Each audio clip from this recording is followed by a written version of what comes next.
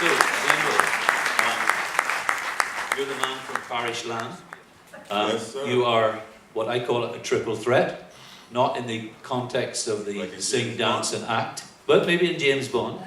But you're a triple threat in that you're a dancer, you're a playwright, and you're a novelist. So just give us a little quick concept of how this all came together from your early education, from wherever you want to start. I think I'll start when I was probably about 8 or 9. I used to listen to my mother and her friends tell stories in the kitchen. It was a small kitchen, but I would hide in the corner and listen to them because they had a way of sort of creating myths around everyday events that happened in their lives. And I realized that, well, I didn't realize it then, but certainly many years later, once I became a writer and I began to sift through these stories that I heard, I kind of figured out that what they were doing was finding a way to heal themselves from trauma that they had experienced during the day or parts of their lives. And I think that experience, listening to those stories, gave me a desire to also tell stories because I liked the sound and the laughter and the vibrancy of their connection, and so it stayed with me for a long time. I didn't become a writer because at that time, we didn't have any role models of writers. So when I was in school, writing was not high on my agenda. I wrote stories and I gave them to friends at school, but I never thought, well, I would become a writer. I actually wanted to become an engineer because I was very much into math and physics. But I got into dance sort of like, because I never intended to become a dancer either. But so dance sort of, like when you're walking a street and a stray dog follows you home, and no matter how you try to shoo it away, it comes home with you, and you realize it's so cute and lovable that you want to keep it. That's kind of how I got into dance. It just by accident. And once I took a dance class, I realized that this was something that I really loved, and so I followed that path for a long time until I was about 18, and I had a really traumatic event happen in my life. I had a younger brother who was 4, and he was killed in a car accident. He was walking the street from our house and got hit by a car, basically in front of our house. And I remember I didn't know how to respond. I just felt this very heavy weight on my chest. And so I went to a dance class because it was the only thing I could think of doing. And I realized that the power of dance to sort of help me to heal. And I wrote a poem. It's the first time I started writing again. I wrote a poem because I couldn't think of any other way to express the grief that I had. So I wrote a poem, and my mother allowed me to read it at the funeral. And after I finished, everyone came to me that wanted a copy of the poem, and then I realized, again, the power of art, the power of words to heal. And I think that's when I really started sort of writing poetry. So I wrote poetry for a while, and actually entered a couple of poems in NIFCA. And I remember, Cynthia, you might remember this, I won a gold award, and Cynthia, I was at Dance Theater at the time, and Cynthia met me and said, "Glenville, I didn't know you were a writer." Because she knew that I'd won a gold award before I knew. So, you want to say something? No, I was just going to say, this is a very close conversation and a very close community, because the dance theatre is caught up in the middle of all this as well. And then your relationship with Earl, which we're going to talk about in a second, is also kind of attached to that, because you mentioned to me earlier today that Earl was a stagehand on some of the dance theatre productions. Right. It's almost, I don't want to use the word incestuous, but I'd use that on the radio. My whole life almost has been connected, actually, my whole artistic life has been connected with either dance theater or people who are connected to dance theater or people who are associated with dance theater. For instance, Cynthia became a producer of the plays that I did with Earl, and now Gap Theater and Rosemary, who was one of my first dance teachers, is a producer of my plays. So it's like I've come full circle with dance theater. I think a lot of the people I work with at dance theater are here, and I'm really happy to see them. Many of them I haven't seen in many years. My lovely second mother, Leah Gilbert, over there. So I've never left dance theater in a way because I've always come back to them in an artistic sense. And then with Earl was like you said, Earl was an early stage hand at dance theater. And he followed my dance very closely. I didn't even realize how closely until I went away to study and I came back to Barbados and I was performing at Combermere. And he was still working as a stagehand. And after I performed, he said to me, "Glenville, what happened to you?" I said, "What do you mean, Earl?" He said, "Before you left, you used to jump really, really high. But now you don't jump as high." I said, "Well, Earl, how would you know that?" He says, "I watched everything you did on stage, and I knew how high you could jump. You would like jump really high, and now it's like you went to New York and you don't jump as high anymore." I said, I'm preserving energy. I'm getting older, but he followed a lot of what I did even back then. So when we got together, so we teamed up as a playwright and director. We'd already had that long established history. Yeah, I think this is a wonderful cycle and circle as well, because you've mentioned earlier in the day and in the weeks since you've been here that Earl was really a mentor to you. Very much so. And just before you begin, I just feel that so many of the awardees of the Earl Warner Trust are all people that were very close to Earl. They're not people who were distant to him, who we respect as Caribbean artists, who he didn't know.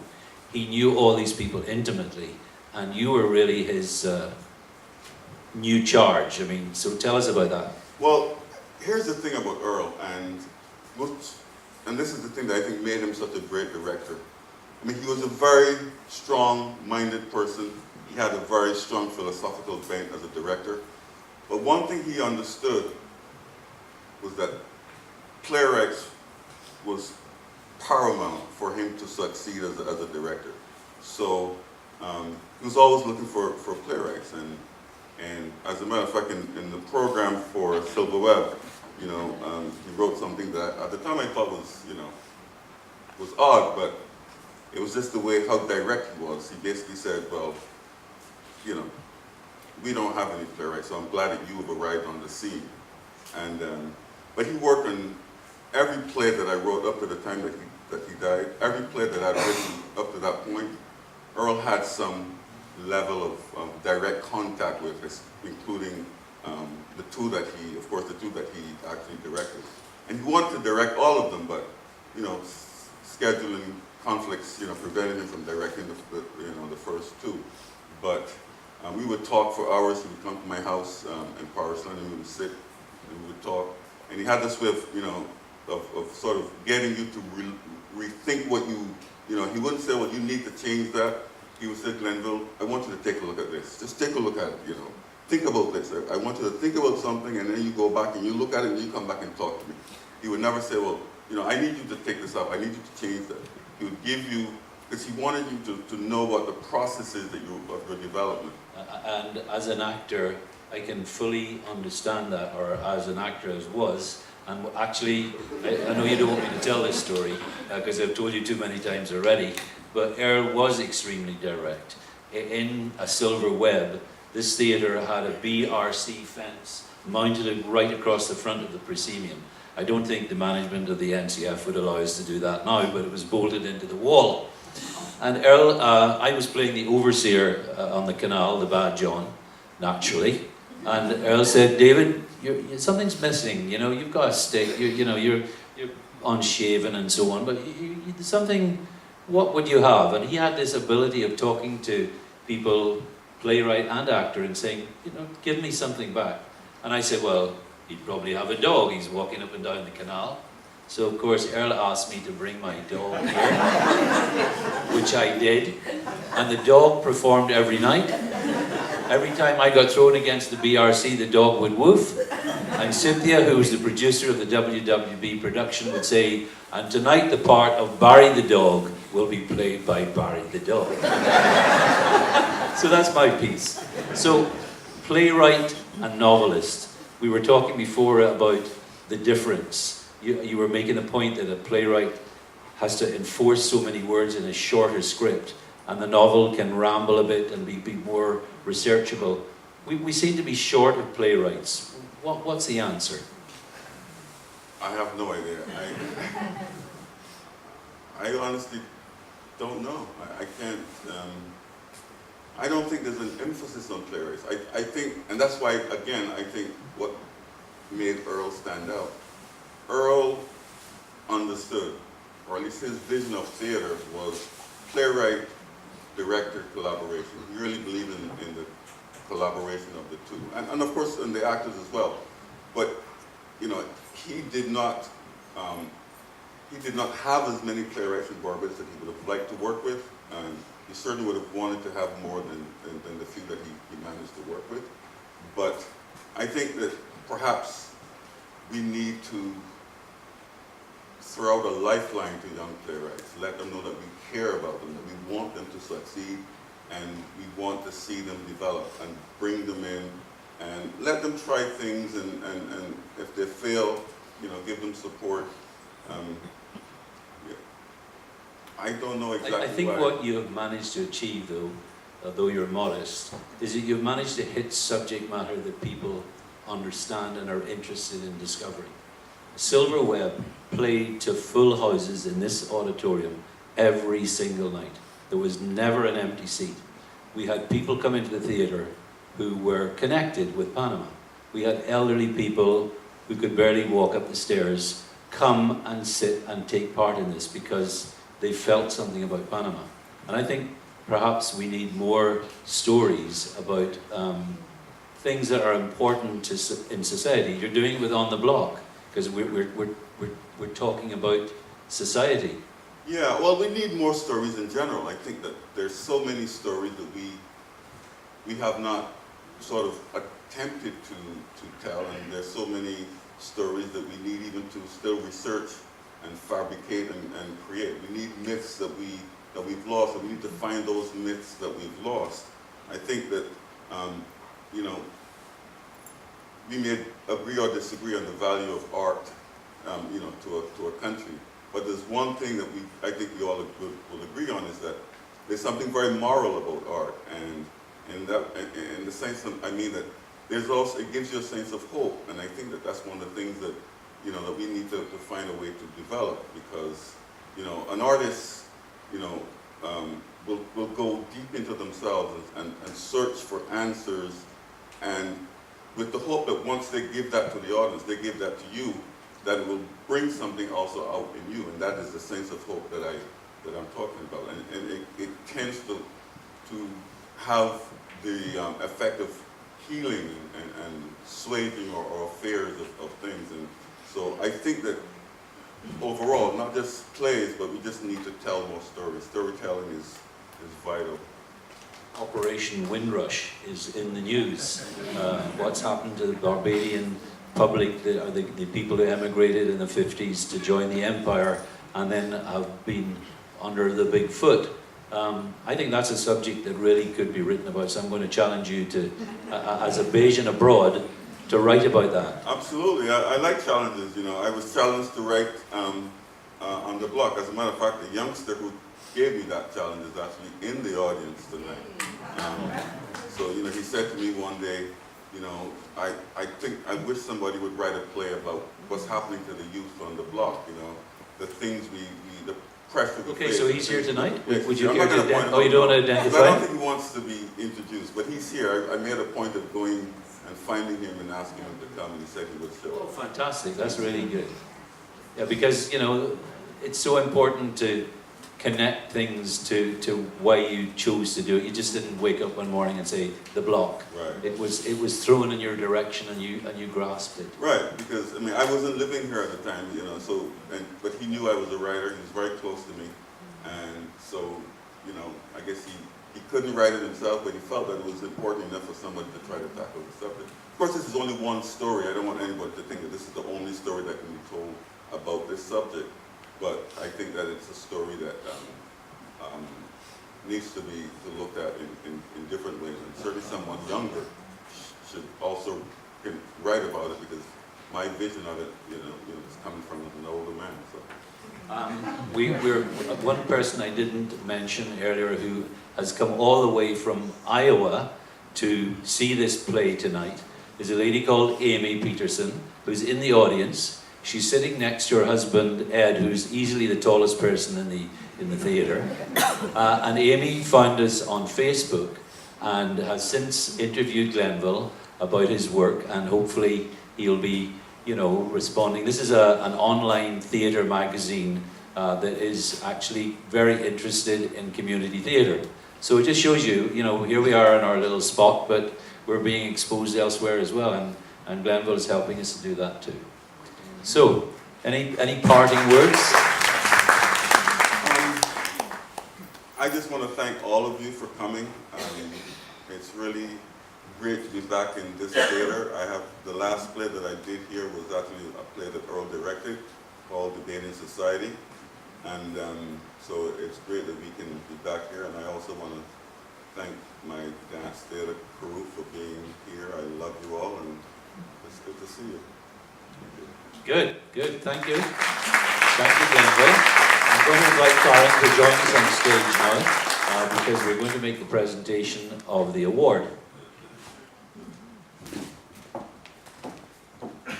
Thank you, David. Good evening, everyone. It's wonderful to see you all, so many old friends. Just one modification to the story about the mask.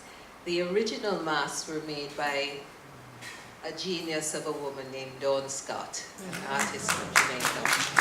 And we were just, the universe just, it was amazing. When after she transitioned, we wondered, how are we going to get any more masks? And something said to me, speak to her daughter, Nakazi. And Nakazi had the mold, and she agreed to continue the tradition. And so it's very special to me because it's associated with Dawn, who also worked closely with Earl. They had a real love affair. And it's just wonderful to be presenting it each time to all of these amazing people who have kept the spirit and soul of our Caribbean culture and performing arts. So tonight, I'm just thrilled that it's Glenville. It's just wonderful, Glenville. Congratulations. And I really just want to say one last thing, is that it is so amazing to be doing it in this structure. Yes. This is, I'm a little bit much to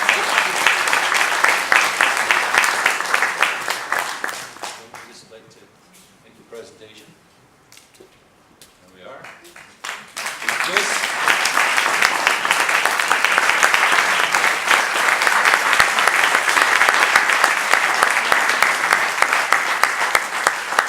used to be a program on BBC television called This Is Your Life with Eamon Andrews, and he used to hand people things and say, you know, do you remember that voice from years ago? It's your old school friend in the park, you know? Anyway, we're not going to embarrass you with that tonight. We have something in addition, which we're going to pass on to Glenville. In your programs, you're going to find this citation. It's quite long, and Glenville, if you would care to open it, we'll just show you how long it is. I could take, okay?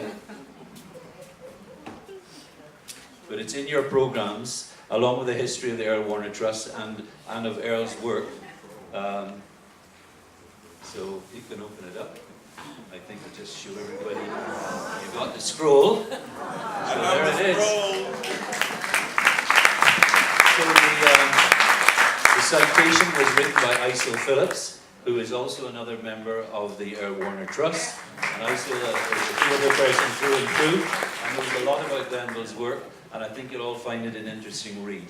the piece in the program actually has anecdotes from Glenville as well about what he felt about dance and drama and so on. So we've tried to do the best we could. Yeah, just a minute. It would be remiss of me not to thank the Gap Theatre for this amazing collaboration. Fortunately, we have everything in one package here with David as chair as chair of the Earl Water Trust. But of course, Rosemary and the family, the boys, everybody has been part of the journey. So we want to thank you and say it's been extremely fruitful, and we look forward to many more. May the journey continue.